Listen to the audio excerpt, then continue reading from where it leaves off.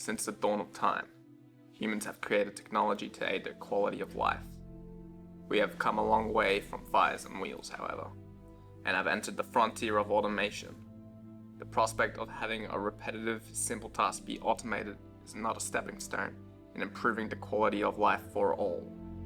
But we're getting kind of ahead of ourselves. Team 16 was asked by Cosworth to make a TRL-free proof-of-concept autonomous restocking robot, one which would allow its employees to concentrate on other key responsibilities of their job, boosting the productivity and efficiency. The prototype was required to traverse an obstacle-packed warehouse, picking and packing parcels with precision, all within 5 minutes. For this robot to perform, each member focused on a specific subsystem, allowing each subsystem to receive the loving care they deserve. The subsystems were mobility, item collection, vision, and navigation. With these 4 handsome rogues leading the charge, and their subsystems together, they delivered the robot. Hello, my name is Gianluca Pietropaolo, and I designed the mobility subsystem for Team 16. The robot is equipped with a dual drive system, custom roller wheels, and super strong encoded motors, almost as strong as me. Plus for the fans.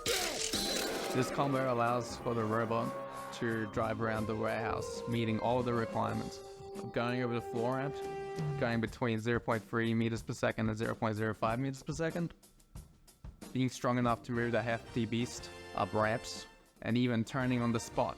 The robot also uses super advanced gate technology to allow for this quick swapping of batteries.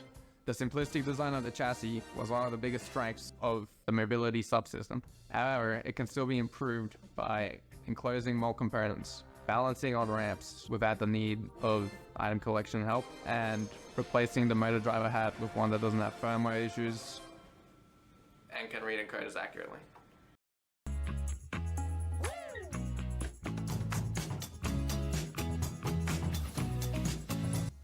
Hi, my name's Callum Damala, and I designed the item collection subsystem. It meets the challenge rules by lifting each item more than 10mm during transport, keeping it contained over bumps, and software-triggered all motions from navigation. The arm and rubber pad gripper are securely mounted to the chassis and have soft limits so we can place on multiple shelf heights without collisions.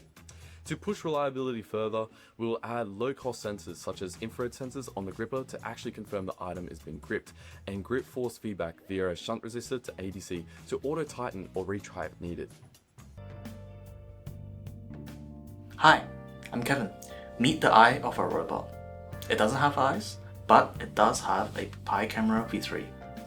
Everything goes through our vision library, color thresholds, morphological filters, shape calculations, and enough numpy math to almost make your laptop cry.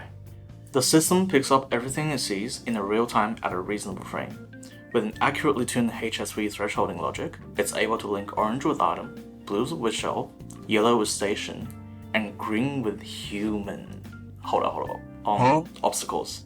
Next up are the black markers, the robot's major GPS of choice. Using pure math and geometry, it calculates distance and bearing down to the centimeters. And this is our robot, turning pixels into purpose, math into motion, and making sure we only crash into the right things. Next, my colleague Jasper will lead you through our navigation system, which is the brain of our robot. My name is Jasper, and I'm responsible for the navigation subsystem and integration of the robot. The robot is capable of navigating fully autonomously through a complex warehouse environment. Not Tesla style, fully autonomous. Almost all of the robot's behaviors are closed-loop control, meaning that the robot is always reacting to its environment using one of the many onboard sensors. The robot is equipped with a camera for identifying its surroundings, a time-of-flight sensor for highly accurate sub-centimeter distance measurements, and an IMU for bearing. The robot can navigate from the starting zone to any of the picking stations, using all sensors to ensure it arrives with a success rate of 90% or higher. The core decision-making algorithm is designed using a behavior tree, which allows for much faster feature implementation and iterative design. The behavior tree and its current state can be observed through a web page where a live feed from the robot's camera can also be seen. This, along with lights on the outside of the robot, indicate the current state and ensure safe user operation. Possible areas for improvement include obstacle detection for a safer deployment into a real warehouse, and more robust item collection, as this task is critical to repeatable operation.